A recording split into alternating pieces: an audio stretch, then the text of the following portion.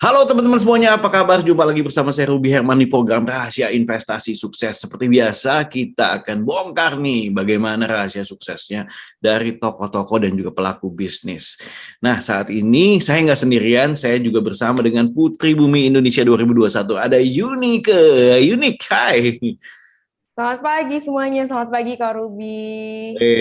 Semangat pagi terus, Yunik Putri Bumi semakin cantik pastinya. Terima kasih Kak. Nah, kali ini kita akan menghadirkan narasumber ini pelaku bisnis. Please welcome ada Bro Arif Prayoga. Promise I will rise and shine.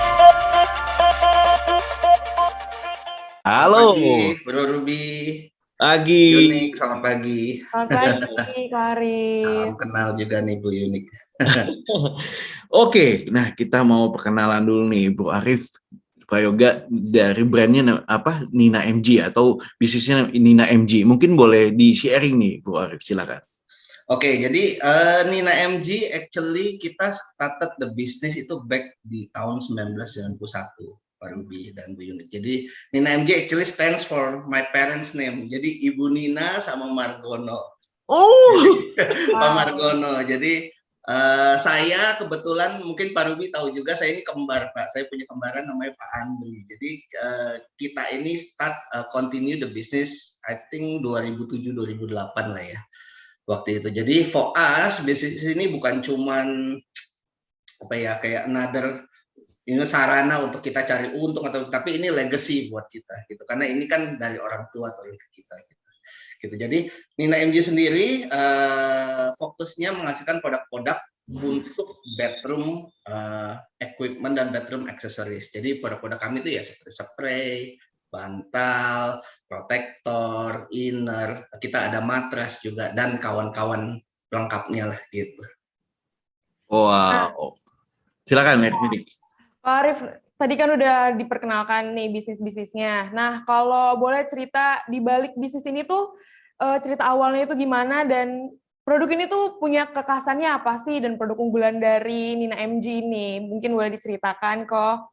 Oke, jadi kita waktu orang tua saya mulai ini kan start very small ya. Mungkin waktu itu mereka juga masih in the middle kerja sama orang, terus mereka coba start bisnis ini kecil-kecilan dan memang puji Tuhan dapat kesempatan untuk growing sampai sekarang.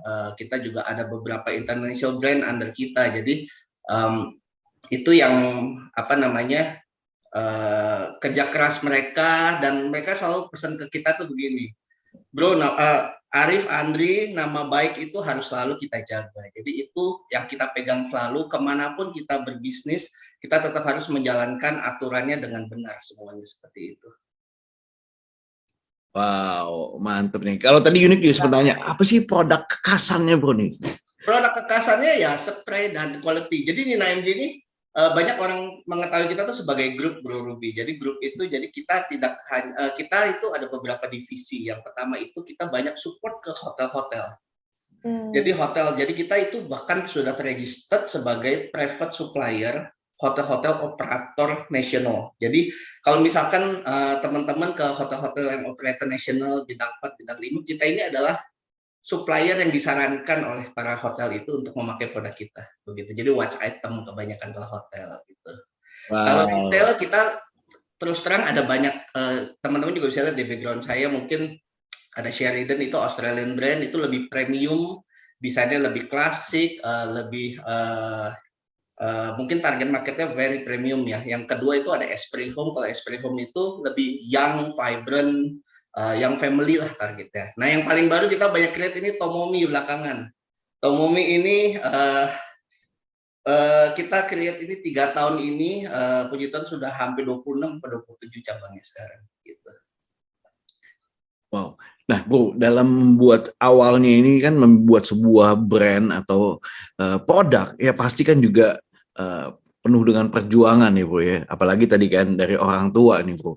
Nah, mungkin boleh diceritain ya, Bu, kisah perjuangan awalnya nih, Bu. Sampai sekarang ini kan udah dikenal banyak ya kan. Nah, mungkin bisa juga ada perjuangan yang bisa menginspirasi anak-anak muda juga nih, Bu. Silakan. Jadi gini, layaknya bisnis ketika baru mulai ya, Bro Ruby ya.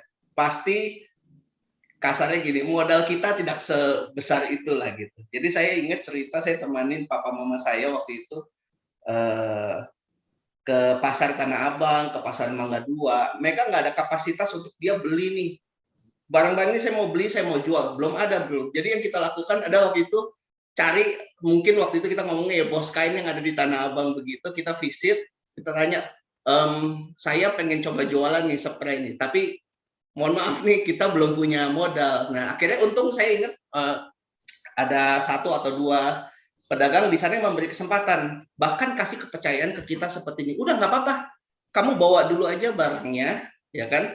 Nanti berapa yang laku baru kamu bayar, sisanya lu balikin aja. Nah kesempatan-kesempatan seperti itu yang akhirnya tentu saja kita nggak ngemplang ya, dengan ada kesempatan begitu kita secara maksudnya setelah selesai proyeknya kita kembalikan, Pak thank you nih kemarin udah kasih kesempatan, kita sudah berhasil jual segini, dan akhirnya ya itulah gitu. Jadi kesempatan begitulah perjuangannya, banyak Pak. Wah, mantap Pak Bro. Keren banget. Itu unik ya. Keren ya, bagaimana kisahnya awal-awal ya, nggak punya modal ya kan, dapat kepercayaannya. Iya. Nah, kok kalau dari tadi udah cerita tentang perjuangannya kan pasti ada jatuh bangunnya itu kok. Nah, boleh dong diceritain saat jatuh dan bangkitnya itu caranya gimana? Sekalian untuk menginspirasi kita, siapa tahu masih ada yang takut dan sama gitu mau nggak ada modal juga tapi masih takut jatuhnya gitu, fokusnya di jatuh gitu. Saya cerita sedikit ya, ini kisah, ini angkatan papa mama saya dulu. Jadi teman-teman pasti tahu lah ya, tahun 98 itu kita sempat krismon kan, itu dunia kan krismon. Jadi sebetulnya papa mama itu waktu itu sudah banyak nih support hotel-hotel yang ada di Indonesia, walaupun belum sebanyak sekarang in terms of numbers-nya. Jadi misalnya kalau Bro Ruby tahu main ke Anyar tuh dulu ada Marbella tuh zaman dulu tuh, waduh lagi heboh banget. Nah singkat cerita karena terjadi krismon, waktu itu kan mungkin hotel banyak bangun, mungkin kontraknya di dolarnya naiknya nggak kira-kira hari itu. Singkat cerita mereka kena imbas lah. Jadi orang tua itu sempat, kita putuskan untuk kita nggak deal dulu dengan hotel, kita vakum dulu 2 atau 3 tahun. Baru ketika saya second generation mau mulai membantu, kita pikir ini marketnya kan besar sekali ya hotel sebetulnya. Saya tanya Bro Ruby sama Bu Yunik, ada gambaran nggak kita bicara Bali deh? Total number of room yang dijual hotel tuh ada berapa sih total number of room di Bali tuh ya? 1 juta mungkin kok? Oke, belum segitu, cuman sudah ratusan ribu lah intinya. Udah ratusan ribu ya? Gitu, dan satu room itu ideal itu pakai 3 set barang seperti kita. Kan 3 set ya? 3 set. Satu yang lagi dipajang, satu yang sedang dicuci, satu cadangan just in case customer minta kan, minta ganti kan. Nah maksudnya opportunity itu baru Bali, kita belum bicara Jakarta dan kota-kota besar yang lainnya. Gitu. Jadi sempat dengan hospitality ini kita vakum dari tahun 98, 99 itu, dan kita baru comeback lagi 2015 akhirnya nih. Gitu. Jadi 2015 saya coba komunikasi dengan teman hotel, dan alhamdulillah sekarang sudah dapat kesempatan cukup banyak lah teman-teman hotel. Kita juga ada cabang Jakarta, Surabaya, dan Bali untuk cater permintaan-permintaan tersebut. Gitu. Wih, keren banget Bu. Jadi 2015 mantep tuh. Jadi tetap bangkit nih Unik nih, ya kan? Benar, iya gitu. Walaupun nggak gampang loh Bro Ruby. Iya, nggak gampang. Pertama kita coba bangkit, jarang lah yang kasih kesempatan, nggak tahu nama kita siapa kan, maksudnya siapa ya lu ya, gue kenapa mesti order sama kalian, karena kalau itu kan lebih ke B2B ya. Tapi ketika kita dapat satu kesempatan, kita coba kasih yang terbaik dari sisi harga, dari sisi produk, dari sisi delivery, service, of course after service juga penting kalau di B2B ya. Ya ginilah, hospitality ini kan kenal sama kenal semuanya. Begitu dia happy pakai kita, saya bilang gini, saya selalu ngomong gini ke teman-teman tim marketing saya. Marketing yang paling efektif itu bukan masalah kamu pasang iklan di YouTube atau kamu pasang iklan di baliho atau marketing yang paling efektif apa sih? Ketika customer kamu happy dengan service kamu, dengan delivery produk, percaya deh, dia itu akan merekomendasikan produk kita ke teman-temannya, dan itu yang paling efektif buat kita menurut saya. Gitu. Keren banget. Pokoknya intinya berarti tetap memberikan yang terbaik. Customer Benar. happy, kita pasti lebih happy lagi. Benar, sama juga ketika kita, ini cerita sedikit Bro Ruby ya, kita kan udah 2-3 tahun ini kita create namanya Tomomi. Bro Ruby saya pernah komen di fotonya Bro Ruby tuh, aduh spraynya bagus tuh pakai Tomomi tuh. Gitu. Jadi saya itu kan kebetulan ada pegang salah satu international brand Sheridan itu dari Australia. Jadi kalau di Australia itu ada toko di dalam mall yang compact, tapi menyediakan barang-barang berkualitas, tapi dengan harga yang affordable. Nah, itu yang akhirnya saya pikir di Indonesia ini belum ada. Gitu. Jadi kita create, bahkan dalam, saya bilang ini blessing in disguise-nya. Terus terang nih pandemi ini malah penyelamat kita nih. Kenapa? Karena orang-orang di pandemi pada tutup toko, kita malah dapat kesempatan untuk buka toko. Gitu. Apalagi kan gini, orang karena pandemi misalkan dia harus WFH gitu kan, atau harus stay di rumah kan, dia jadi menggunakan barang rumah dikit-dikit, aduh pengen upgrade juga nih, bantal gue kurang enak nih, anduknya bagaimana. Nah kita kan menjual barang home ya, jadi bisa lebih inilah diterima lah. Wow, keren banget nih. Nah, bicara tadi kan baru bahas Tomomi. Nah, Tomomi ini bagian dari MG, Nina MG kan. Nah, Tomomi ini ada di mana aja nih, Bro? Oh, kalau sekarang Tomomi sudah tersebar di Mall Jabodetabek, Surabaya, Bali, dan Lampung. Udah ada berapa store tuh? 26-27 ya setahu saya. Banyak banget ya.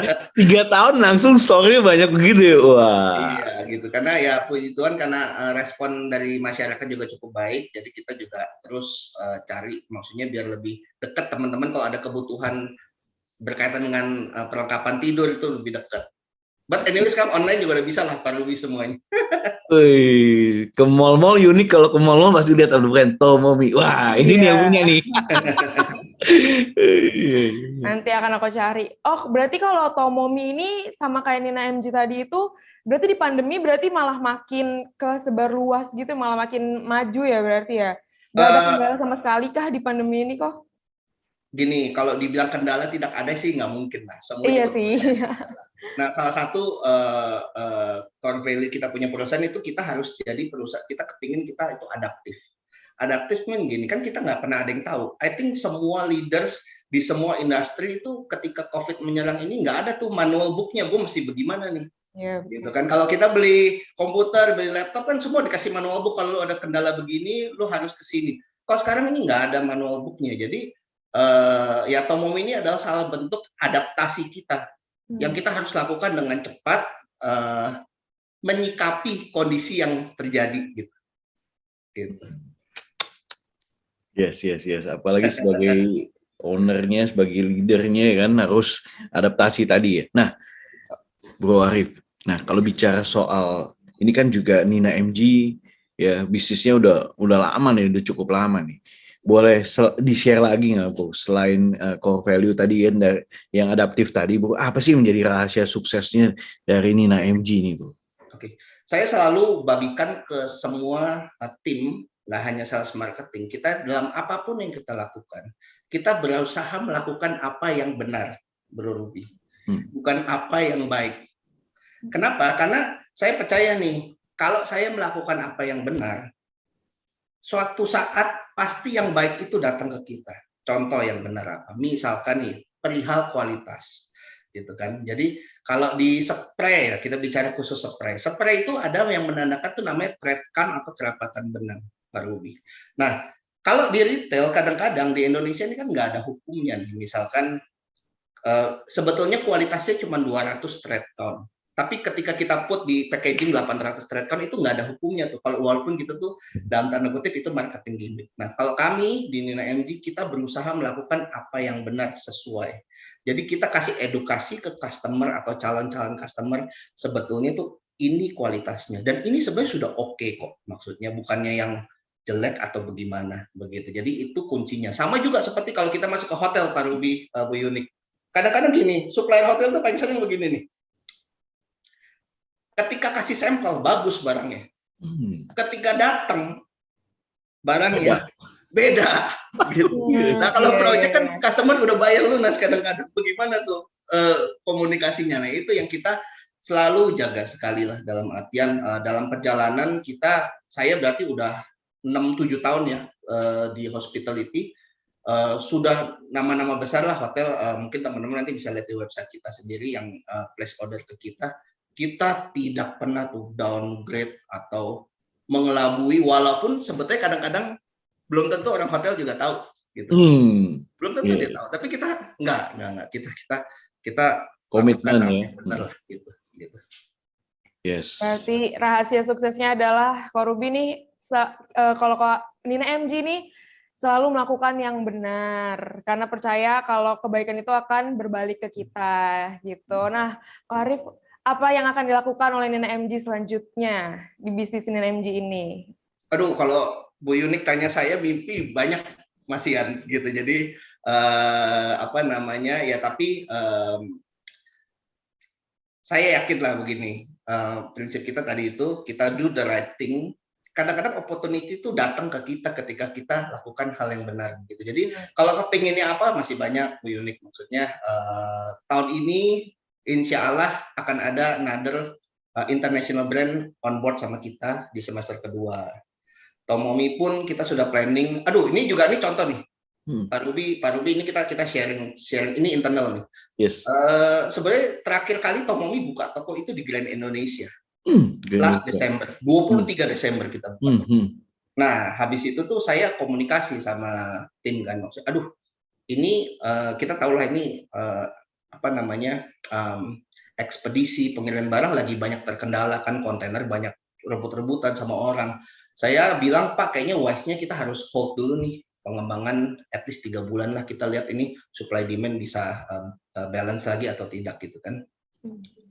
Jadi kita hold, kadang-kadang keputusannya kan base-nya karena kita ekspedisi lagi banyak bermasalah gitu, misalkan pengiriman tertunda dan lain-lain. Kalau toko kita udah banyak, Pak Ruby, barang kosong kita juga pusing akhirnya. Gitu. Ternyata kadang-kadang basis keputusan itu, terus kan kejadian Omicron.